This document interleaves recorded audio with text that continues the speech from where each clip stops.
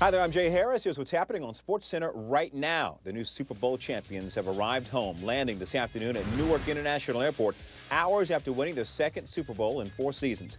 The Giants parade scheduled for 11 a.m. Eastern tomorrow through the Canyon of Heroes in Lower Manhattan, New York City. Lakers head coach Mike Brown has been suspended 1 game without pay and fined $25,000. Stems from Saturday's incident in which he made contact with a game official, failed to leave the court in a timely manner following his ejection.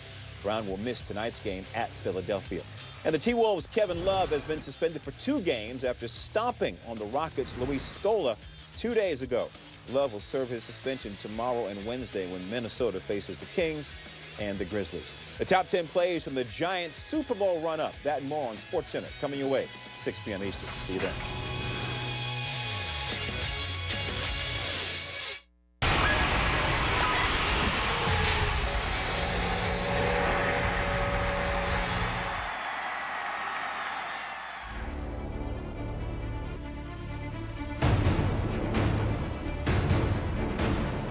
Win as a team and you lose as a team. This isn't about bragging rights. This is a lot bigger. Yeah, I mean, it hit me right in the hands. Most critical situation, I let the team down. It was just a catch, man. We work on that all the time, man. Eli was handing me the ball and actually telling me to get down and don't score. And I tried, man, and my momentum took me into the end zone. Eli's driving. Manahan makes the catch. Bradshaw runs up the middle. It was almost relaxing. We got to the 50 and kind of ran out of time and, threw a Hail Mary at the end. We almost had it, but almost isn't enough. I was close, but that doesn't matter at all. We didn't get it. New York Giants are world champions. That's what I'm proud of. That's all that matters.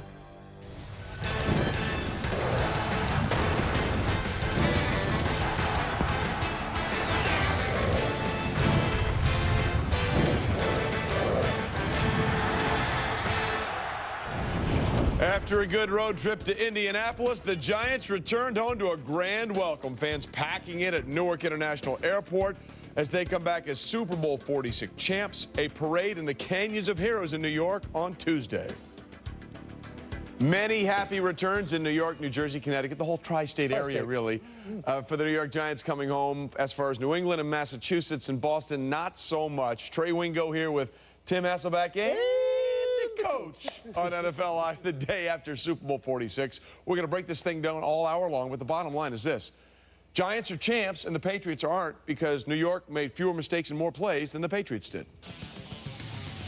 And here's how it played out in condensed form as Tom Brady's looking for that 4th ring. Giants trying to beat the Patriots for the 2nd time on a Super Sunday. And the first play from scrimmage for the Patriots really set the tone, Tim, a safety. Yeah, and I actually don't really like the call. I understand why it was made, but Justin Tuck's able to get there to Tom Brady. They call intentional grounding in the end zone. There's your safety. And there's a short field and a great throw to Victor Cruz, and it's a 9-0 lead early. And then a critical drive, Herm, right before the half. Tom Brady responds with a touchdown pass to Danny Woodhead. Yeah, you got to give their offensive line a lot of credit. He had time in the pocket, and Woodhead comes up with the big catch and one-on-one coverage. So they were dominated for most of the first half, but the Patriots had the lead 10-9. They got the ball to start the second half, and the other tight end, Aaron Hernandez, makes it 17-9.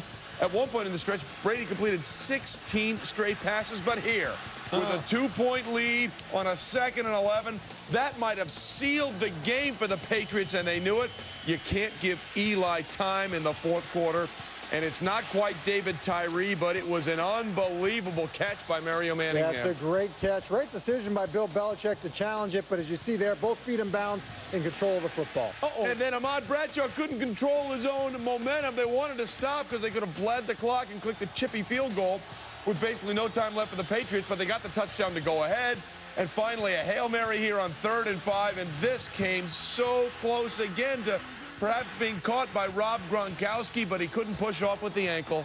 No, he couldn't, and you see there, this thing is so close to being a huge play for New England. And really, the Giants played this wrong. They have to have a guy in front of Gronkowski and Wes Walker to not prevent them the ability to catch the football. And that doesn't matter now. Eli's your MVP.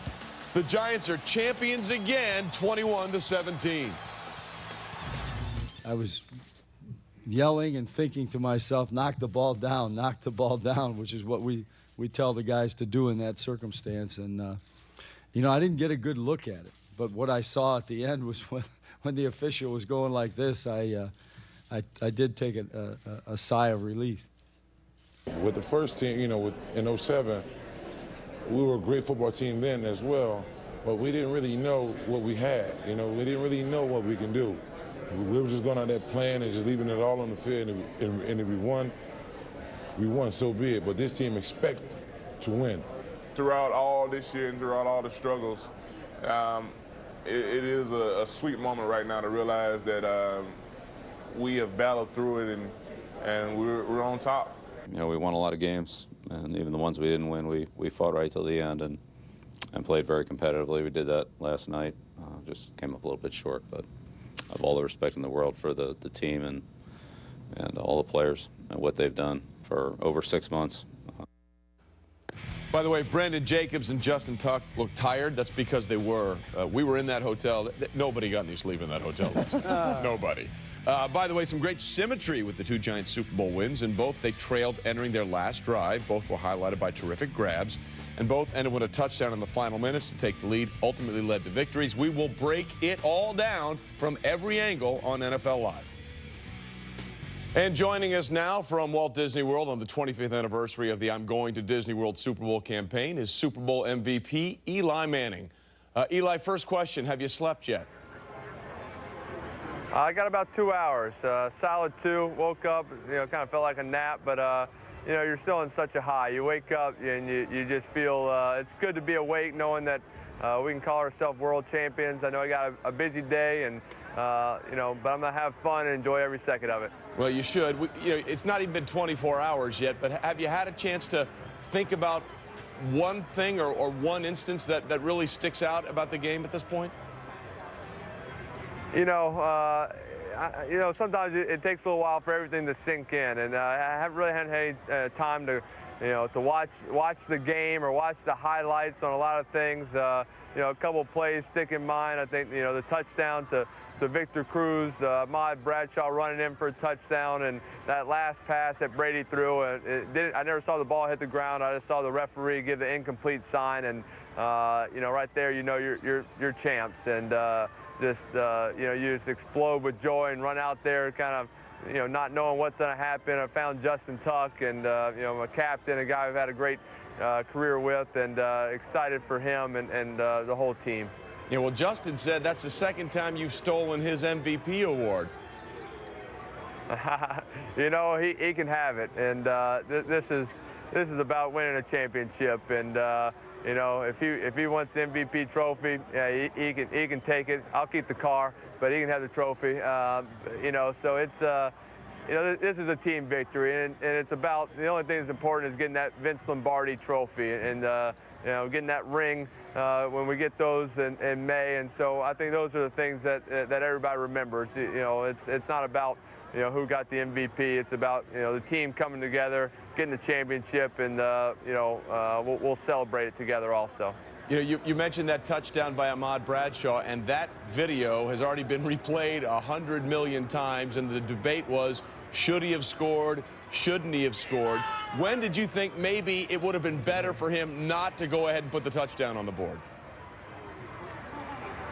You know, it's a tough situation, and you know, they'd called a timeout the play before. Went to the sidelines, and we just said, hey, we're not going to throw it. We're going to run the ball, see if we can score. If not, if we have to settle for a field goal, so be it. It's only second down at the time, but right as I got up to the line of scrimmage, I called the play. I had a feeling that they were going to ease up and let him score. I thought about going back and yelling to him and say, hey, don't score, but you know, you still want to try to get as close as you can and not score. I didn't want to say anything that confused him, or all of a sudden you get a mistake. And you know, as I took the snap, I saw their defensive line ease up. So as I'm handing him the ball, I'm yelling, don't score, don't score, thinking hopefully, hey, he can go down, maybe take a knee right there at that 6-inch line. And so you use up their last timeout, and you still have an opportunity to score on third down. But under the circumstances, you got to score a touchdown. That's the most important thing. You really kick yourself if you know, took a knee or didn't score, you know, didn't get the touchdown on third down, and you settle for a field goal, and all of a sudden something happens on that field goal, a bad snap or a block kick and you lose the game. So getting the touchdown is the right move right there. Whatever it was, it worked because you're a two-time Super Bowl champ. Exactly. Does it feel any different the second time around? I talked to a lot of guys who had more than one championship, and there's sometimes a difference between the first one and the second one. You know, I think it's still an excitement. I think the first one, is so it's so surprising. You kind of, you can't imagine being in that situation because you've never been there before. The second one, I think you are a little bit more calm. You don't just go totally crazy after you realize you're champions, but it's still, you're excited for other reasons, and you're excited for your other teammates. I'm excited, probably more for the guys who have never won a championship. Akeem Nicks and Victor Cruz, Mario Manningham, those guys who had such a great season, Antrell Roll, Rocky Bernard, Deion Grant, those guys on defense who have played in championships games and never won. And, excited for those guys to get their first championship, to see what New York City's like after you win win the Super Bowl. It's pretty exciting for this parade that'll be tomorrow. That's gonna be a fun day. So you kind of have different things that that really get you excited, and so it's just fun. After Dallas won Super Bowl 30 against the Pittsburgh Steelers, then Cowboys head coach Barry Switzer walked into the team hotel and screamed to anyone who would listen, "Let's go win the party." So the question to you is, Eli, last night, who won the party? I put up a pretty good fight to win the party, and I had a bunch of family, a bunch of friends, and some teammates, and we had a good spot, good thing going, and I had a bunch of old Ole Miss teammates, old Newman Greeny teammates at high school, and those guys all came to support me. So we closed things down and kind of put everybody to sleep, and we had our little gathering, about 10 guys, just talking about old times. And you forget sometimes when I win a Super Bowl, it's every person I ever played competition with or played college football and high school football, it's like them winning a Super Bowl. They're living their football careers through me, and sometimes I think they're more excited than I am. It is funny, no matter how far you get away, sometimes you really go back to that core group of friends you had when you were 15, 16 years old. Yeah, definitely. Those guys, they know you the best. They know you before any of this stuff ever happened, or you start playing the NFL. And they were, those guys have helped me get to this point. I made those guys when they're 14 and 15 years old, and all they're thinking about is just having fun. I made them in the summer heat in New Orleans go out and run routes for me, and just, hey, even if they couldn't run, after a baseball game, I had them in the outfield catching passes, spotting up.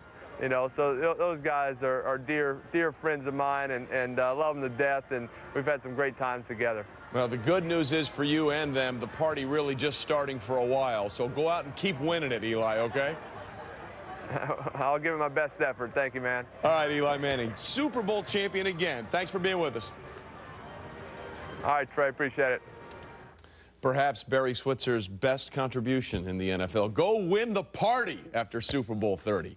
Let's talk about Super Bowl 46 here, guys. Two big storylines going in: the health of tight end Rob Gronkowski and whether or not the Patriots' offensive line could hold off the Giants' pass rush.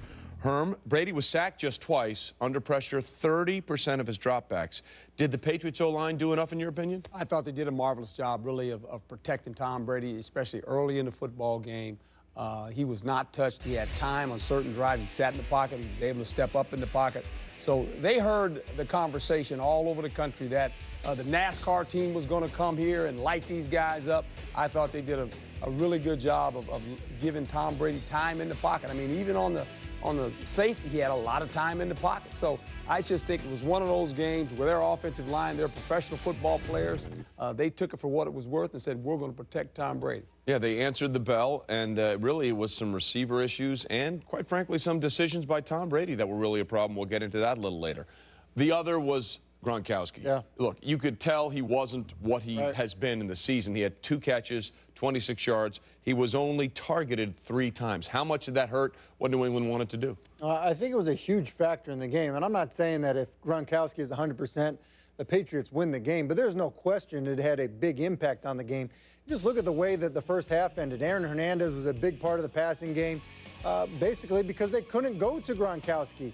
And then as soon as the Giants realized that they did not have to double or give extra attention to Rob Gronkowski, then they changed the way they were playing defense. They didn't have to worry about him as much. And as we look at the interception by Chase Blackburn, you have to think, well, if Gronkowski is healthy, is that at least an incomplete pass rather than an interception? So it was clear he wasn't 100%. I think ultimately it hurts that football team. At the same time, we'll never know if it changes the outcome of the game. And give Chase Blackburn a lot of credit there. Yeah. It was like boxing him out for a rebound in basketball. And by the way, with the win, the Giants now are only the 3rd team in the Tom Brady, Bill Belichick era to have a 3-game winning streak over the Pats, including playoffs. The Broncos and the Colts would be the other 2. We are just beginning our dissection of the Super Bowl. It was a game of quarters, but none was bigger than the last one. How 4 key moments in the 4th made this game one to remember. And with the loss, Tom Brady, what does this do to his legacy? He's now not only a 3-time winner, but also a 2-time Super Bowl loser.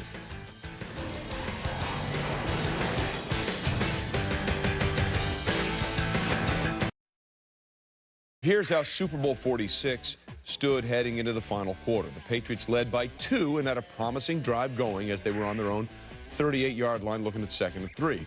Both Manning and Brady had similar games going, combining for nearly 400 passing yards and 3 touchdowns, and neither team had turned the ball over.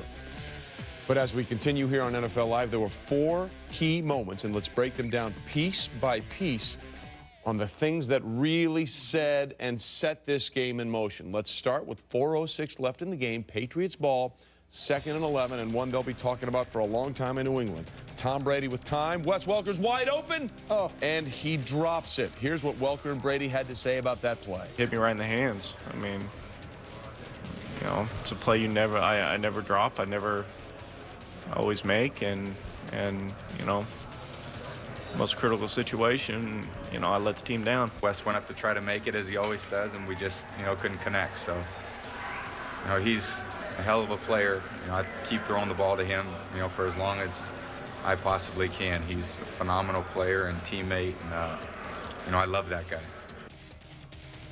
All right, look, they say if you're an NFL receiver, the ball hits you in your hands, you should catch it. But, Tim, you saw that he had to turn his body back over his other shoulder. Was that more of a Wes Welker drop, in your opinion, or an errant pass from Tom Brady? I know this. It's being called the Welker drop. You know, I've heard people refer to it that way.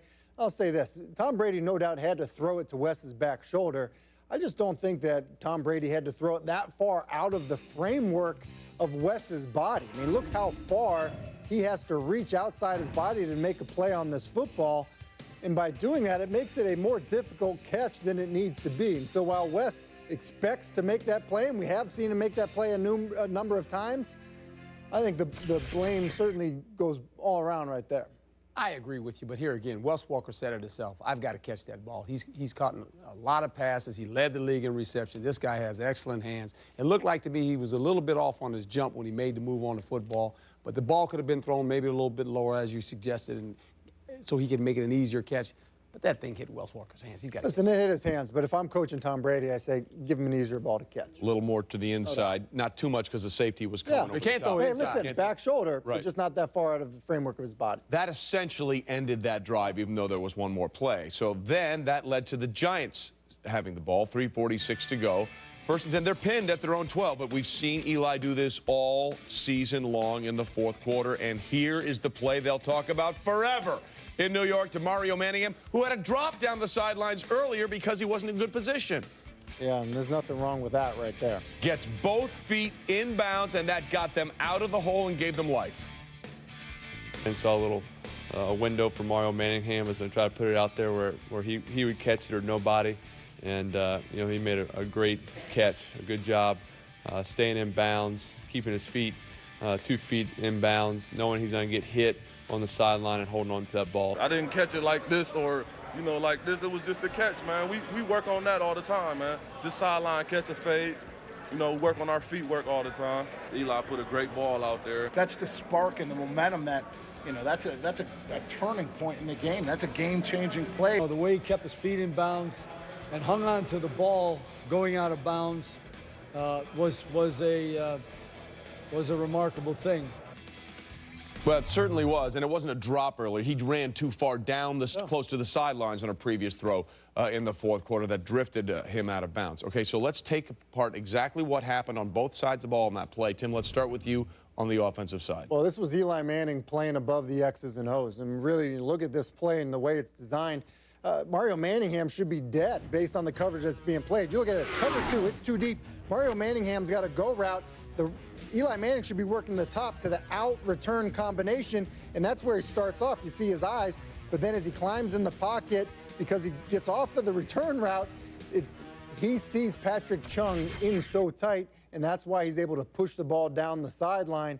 And really an excellent job of reacting to the mistaken coverage by the New England Patriots. Well, it's an excellent throw, but here again, technique is involved by the corner and the safety. When you think about the corner, his job is to reroute number one. You cannot step inside, and the safety has to be aligned basically 12, 14 yards deep. Here we go. He steps inside, already in the air. You have to step outside. Can't let the receiver have a free release up the boundary. Here comes the safety a little bit late, and why is he late? He has to be 2 yards inside in the numbers, not 4 yards.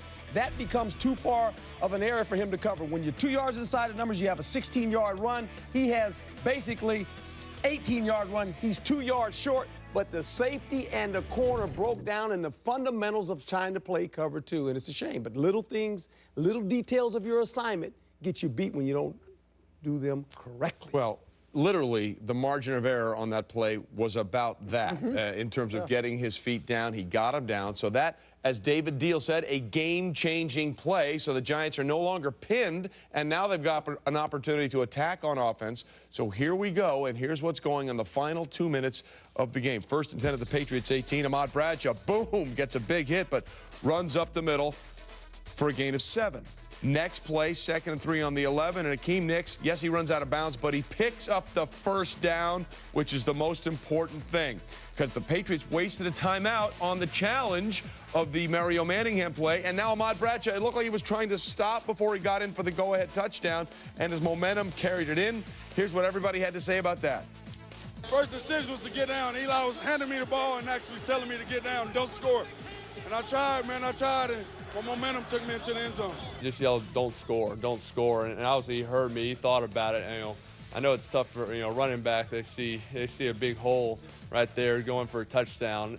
I think something's almost had to pop in his head, like something's up. This is a little bit too good to be true. He obviously heard me and he thought about kind of going down, but I think he just, he didn't quite know what to do. He said, hey, I got a touchdown, I'm gonna take it. You certainly don't want to leave that much time on the clock, but anything that would have come as a result of that would be my fault, because I really didn't instruct the runner not to score. So, but having scored and having the 4-point difference, and then the way our defense played at the end, although we certainly kept the drama involved. Well, certainly it would be counterintuitive to be down in the Super Bowl and not score. But you understand where they're coming from here. And there were two key decisions, Herm.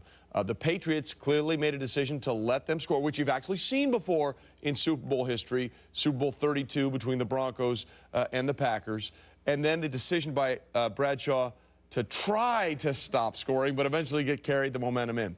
Good decisions all the way around here? Well, I think we can always second guess, and that's what we do. We're great in America. We get to second guess a guy that just won a Super Bowl, a team that won a Super Bowl in this sense. We'll talk about Hakeem Nicks making the first down, maybe not staying in bounds. You knew right there when he made the first down that New England was going to let him score. Now, should have Bradshaw had maybe stopped at the 1-yard line, let some more clock run down, then decide they want to try to go for a touchdown or let it bleed some more, make them use their timeout and kick a field goal. At the end of the game, what are they trying to do, man? Win. Oh, did they win? They did. They hold up a Super Bowl trophy. Well, I'll tell you, but Bill Belichick's team lost. He made the right decision by letting him score. There's no question about that. I think we agree on that. In terms of scoring, by Ahmad Bradshaw, I think Tom Coughlin made a good point. If he's not instructing his running back to get down, then his running back needs to go and score. That's first and foremost.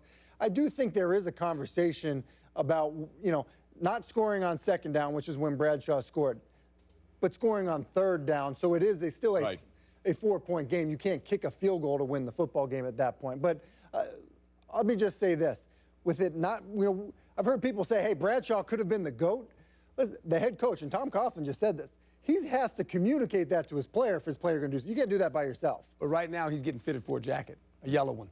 Sure. Probably a Hall of Fame jacket. And he just acknowledged. That discussion we'll have a little bit later on the show. Herm with an excellent tease for what's coming. Watch later on NFL. The man is now a true television professional. Seriously. Okay, so that set up a chance for New England, which is what Tom Brady said he wanted before the game began.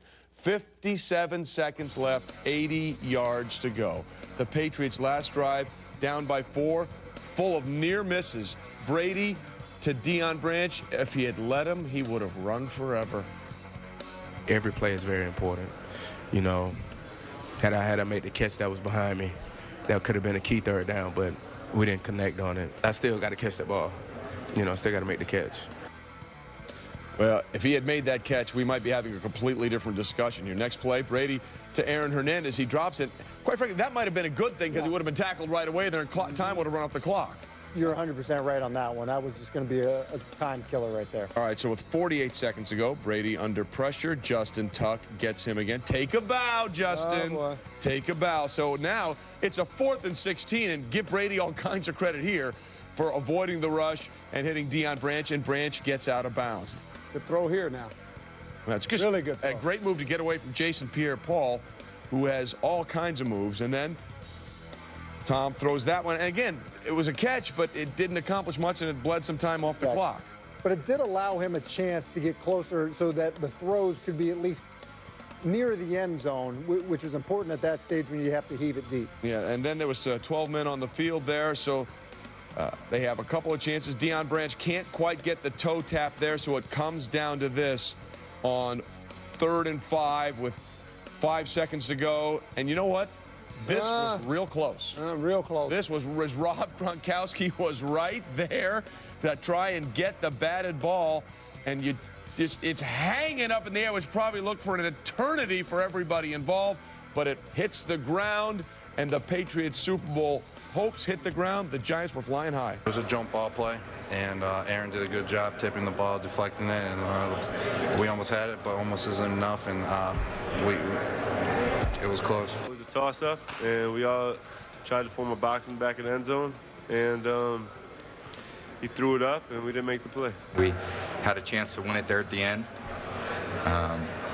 We just couldn't do it.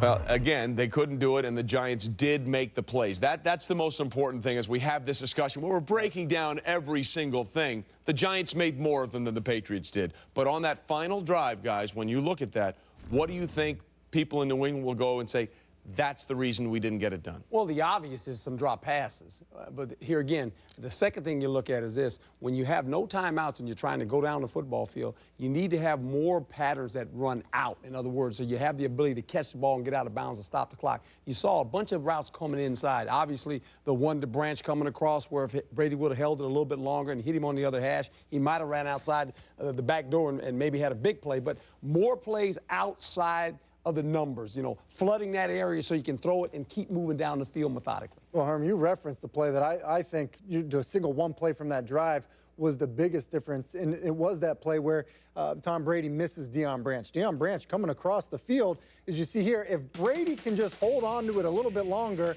and that's Kenny Phillips there. Kenny Phillips is going to get into the window. Just a split second later to let Deion Branch get past Kenny Phillips, then we're talking about that ball being on the other side of midfield, still having a timeout, possibly getting out of bounds and stopping the clock. And all of a sudden, you have some real possibilities to make some opportunities to play the football in the end zone. So that, to me, was the biggest difference in that drive. And it is somewhat prophetic because before the game on the pregame show, Tom Brady was asked, would you rather have the lead and be sitting on the bench or have a chance and have the ball last with an opportunity to win the game? Now, I'm sure he wasn't thinking down by 4. Trick question. Down by 4, but he said, I'd rather be down and have the ball last with a chance to win. And as we continue here on this Super Bowl dissecting edition of NFL Live, What do we make of Tom Brady's performance on Super Sunday, and how does it perhaps affect how he'll be remembered?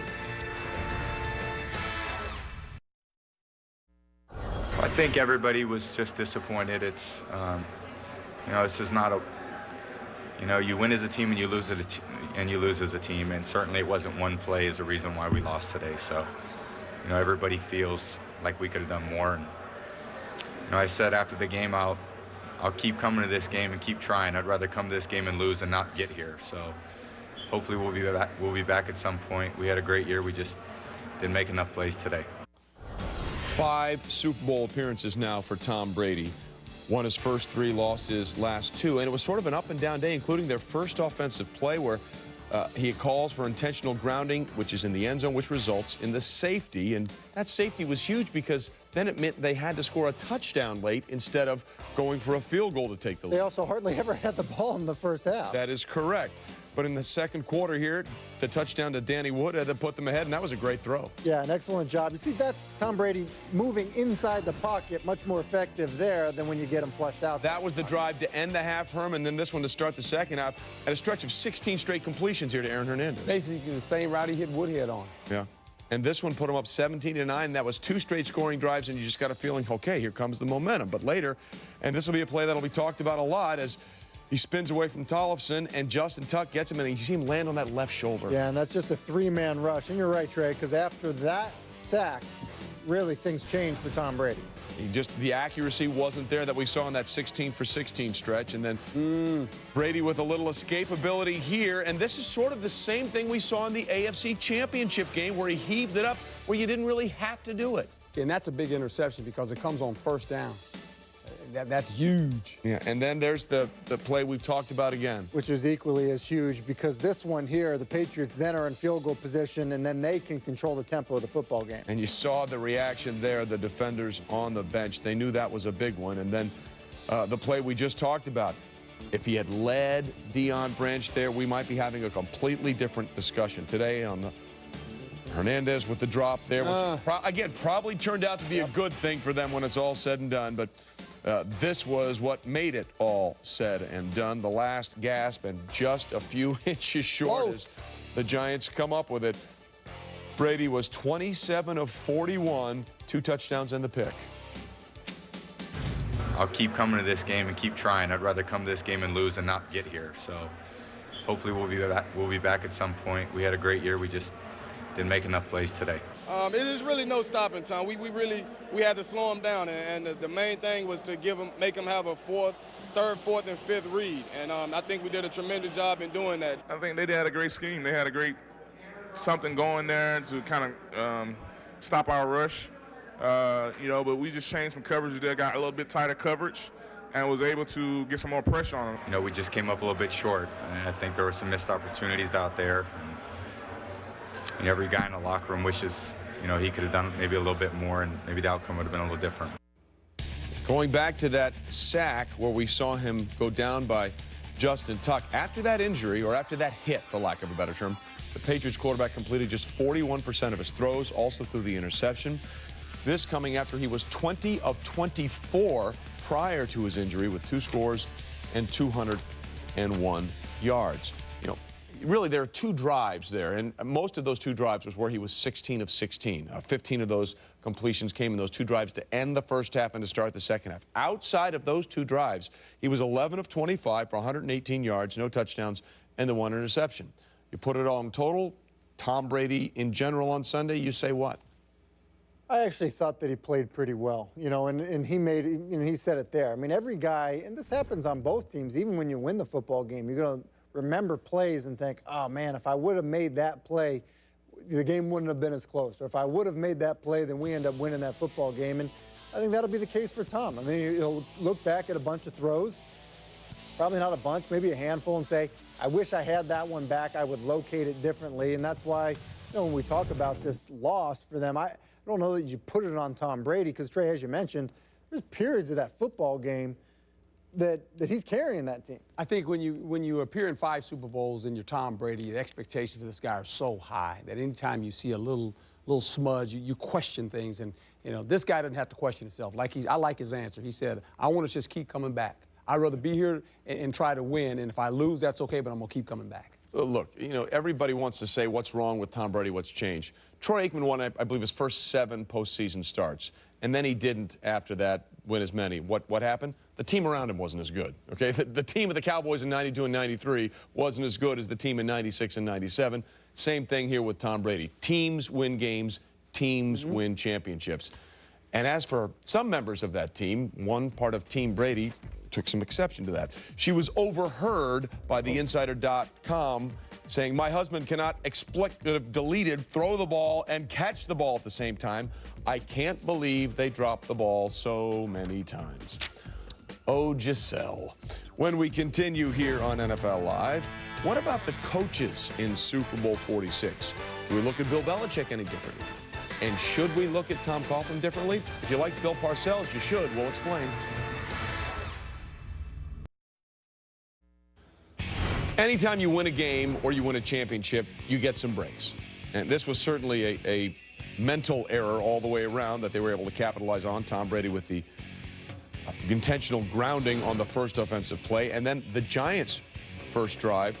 That should have been a fumble by Victor Cruz in the red zone. Instead, it was negated by a 12 men on the Giants would score 2 plays later. In fact, the Giants put the ball on the ground a lot. Twice in the second half they fumbled. Both times it was recovered by the Giants. It's called a prolate spheroid. It takes funny bounces sometimes. Wow, you should get that one. It's a little nutty. And then twice late in the game, the Patriots had those critical drops or a miscommunication, as we've decided. And then this one here with Deion Branch. Tom Coughlin now on what he thinks was really the reason the Giants are now champs. Toughness, resiliency, resolve. We keep playing. We keep fighting. We're highly competitive. We do have great trust in each other and great belief that we can finish. The way the team has come together, the way that we support, trust, and believe in one another, the way they play for each other and support each other. You know, it's heartwarming to see guys, you know, who want it so badly and perform themselves at such a high level, mean so much. Share, instead of, you know, sitting over there on the sideline and conserving their energy, share that energy with everyone else. And the result being that you are responsible to one another. You have to be accountable to one another. And you have to be someone who takes great pride in that responsibility. Well, excluding the strike-shortened seasons of 1982 and 1987, thankfully a term we're not going to have to hear about for a long time thanks to the long labor deal we have in place now in the NFL. The Giants were just the 3rd team in the Super Bowl era to reach the Super Bowl with 9 wins, having played 16 games in the regular season, and they are the first of those 3 teams to actually win the Super Bowl. As for what they're dealing with in New England now, here's Patriots owner Robert Kraft and head coach Bill Belichick today. You know, you have a 6% chance of going to the Super Bowl and a 3% chance of winning. And I think the coaching staff and players really did a remarkable job this year. We'll try to take a little time here, regroup, figure out some of the things that we need to do and move forward. Combines in 2.5 weeks, and sure there'll be a lot of other things on the agenda between now and then, so we'll just take them as they come. But, you know, for right now, just kind of collecting our thoughts and we'll figure it out here in due course. The day after the game, you know, an hour or 2 after the game is not a real good time to make any good long-term decisions. So I think it's probably best that all of us, young players, old coaches, young coaches, you know, that we all take a little time to just catch our breath, collect our thoughts, and try not to make any life-changing decisions. One decision that was made today, and it was expected, Josh McDaniels is going to become the new offensive coordinator for the Patriots, taking over for Bill O'Brien, who leaves to become the head coach at Penn State. As for the coaches and how perhaps we will perceive them now after this game, Tim, let's start with you and Tom Coughlin. Well, listen, I think when you look at Tom Coughlin, I mean, usually comes with Tom Coughlin, disciplinarian, 5 minutes early to the meeting. That's generally what people talk about. But now, with the success that he's had, I think he actually deserves a little bit of cushion in terms of being on the hot seat in New York. I mean, this is 2 Super Bowls in 4 years. And then if you think about what he accomplished while he was in Jacksonville with an expansion franchise, I mean, he is now building a very strong case to be a Hall of Fame coach. And it really is the result of hard work and really a consistent message for his football teams since he's been a head coach in the National Football League. Well, and Bill Belichick, you see him there, and he says, he's going to take a little time to reflect on what they have to do. The one thing you know about Bill Belichick and the New England Patriots, they're always going to be in the race. They always have a chance to win a division. They're a team that is built in his eyes, and that's why they're successful. They have an outstanding quarterback, so they went to a Super Bowl and lost. You know what? They'll get right back on their horse, and they'll be in the running again next year. 5 Super Bowls in 11 years for the New England Patriots, Tom Brady and Bill Belichick. Keep this in mind, though, when we're talking about Tom Coughlin. A lot of people think Bill Parcells should have been in the Hall of Fame. Bill Parcells and Tom Coughlin have now both coached the Giants for 8 seasons. They both won over 70 regular season games and made 5 playoff appearances. Coughlin and Parcells each won their first Super Bowl in their 4th year and their 2nd Super Bowl in year 8. A lot of similarities between Tom Coughlin now and Bill Parcells. It's going to go down as one of the great catches in Super Bowl history, but where does it rank in the pantheon of great super catches? We'll look back at the company Mario Manningham has himself in now.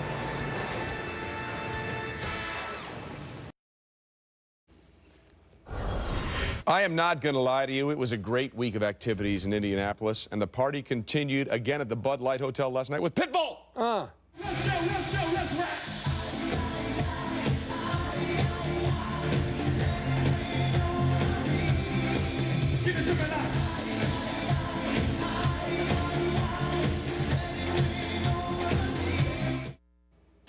Actually, that was Saturday night. I should know because I was there. Really? Yes, it was loud and fun. By the way, NFL 32 coming up weekdays, 6 o'clock Eastern on ESPN2. All off season long, they get you going.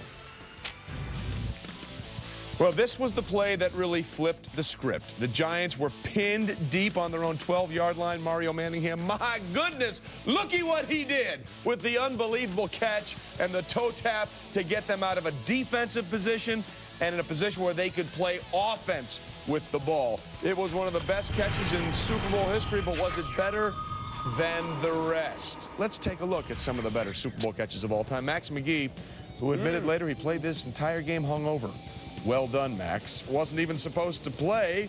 Boyd Dowler was, but he broke his collarbone, and that was the first touchdown in Super Bowl history. Then there's the John Mackey catch. Now, this was very controversial at the time because you couldn't have an offensive player tip the ball and another offensive player catch it, according to the rules then. Wow. And then there was, in Super Bowl 10, that's unbelievable. Still to this day, fantastic. He had against Vince Vaughn. 53 receiving yards on that one This wasn't against Max McGee. No, and then here it is. Deja video. David Tyree 4 years ago. Still don't understand how that ball stayed lodged there. And then Santonio Holmes. People forget on the play before this, on the other side of the end zone, he had a much easier catch and he dropped it. You're right. And then he comes up with that one. And you were there too. I was there.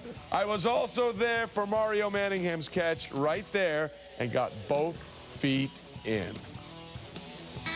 Your Giants are world champions. That's what I'm proud of. That's all that matters. An opportunity to say we're the world champions. That's the story. Never underestimate the power of Manning. Eli is elite. And where does this put him now? At a family dinner.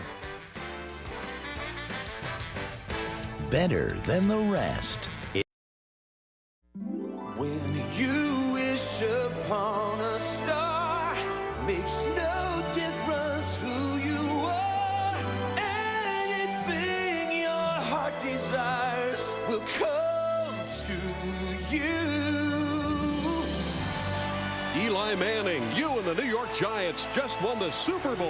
What are you going to do next? I'm going to Disney World. Your dreams come true. MVP Moments is brought to you by Disney Parks. Don't wait. Let the memories begin. Eli, look at him. He's like, I can't see. There's confetti. I've got 2 hours of sleep. Good times. I don't like confetti. Yeah. Sorry, Herm. Good times for Eli. We talked to him earlier from Walt Disney World. He's probably gotten about 2 hours and 10 minutes of sleep now. And that's about it. Your Disney Park MVP moments. It was, again, Eli Manning, 30 of 40, 296 yards and a touchdown. But again, it was Eli's ability in the fourth quarter, something he's done all season long, to get his team where it needed to be, including that unbelievable throw and catch by Eli to Mario Manningham. In the fourth quarter of both of his Super Bowls, he's had led his team to a game-winning drive, and this season the Giants won 13 games, including the playoffs. In 8 of those, Eli Manning led the game-winning drive in the fourth quarter and overtime. So let's just do this when it comes to in the clutch. And again, sometimes these topics are a little crazy. Oh, really? But Eli or Peyton in the clutch? In the clutch? In the clutch. If Archie Manning is driving to pick up his 3 sons to go play golf, yeah, Eli's riding shotgun and Peyton and Cooper are going to sit in the back. Wow. Well, all I know is this. In the clutch, in Super Bowls, it's Eli. But during the course of a career so far, it's Peyton. Well, Are that's you not the kidding me? question. Well, I'm Listen, changing. I agree I'm with changing you if my that's own the question. It's Peyton Manning. Stop. The question is in the clutch. In the Listen, clutch. I don't know how you can argue what this guy's done in the clutch. Fourth quarter of Super Bowls with his team down. Unbelievable. Well, not only that, but his record at road or neutral site games, Super Bowls or neutral site games, is also very, very important. His big brother's pretty good, too, man. His big brother's pretty good, Well, by we're the talking way. about the clutch. Maybe no quarterback has been ever asked to do more than his big brother for his team. What was his team? We're still not sure what's going to be his team. When we continue on this edition of NFL Live, what happens next? Because the season's over, but NFL Live is here year-round.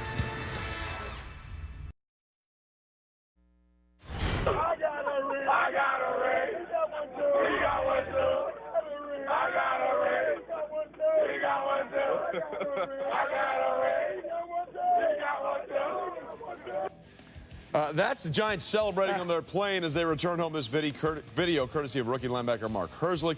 Champs making some noise and showing some bling as they head back from Indianapolis with that nice shiny trophy. All right, but that's so 2011 postseason. Let's look ahead already. Who are the favorites for next season? MGM Resorts currently has New England as the favorite at 5-1. Green Bay is up next at 11-2, followed by Pittsburgh and Philadelphia. Current champion New York, 8-1. New Orleans also at 8-1, followed by Houston and San Fran at 10-1. Before we get into all of that, just of the Super Bowl teams we just saw, which team do you think more likely to get back for Super Bowl 47 in New Orleans? You know, I think it's the Patriots. I mean, their division isn't nearly as tough. So to me, I look at a team that seems like they're there every year. NFC East tough.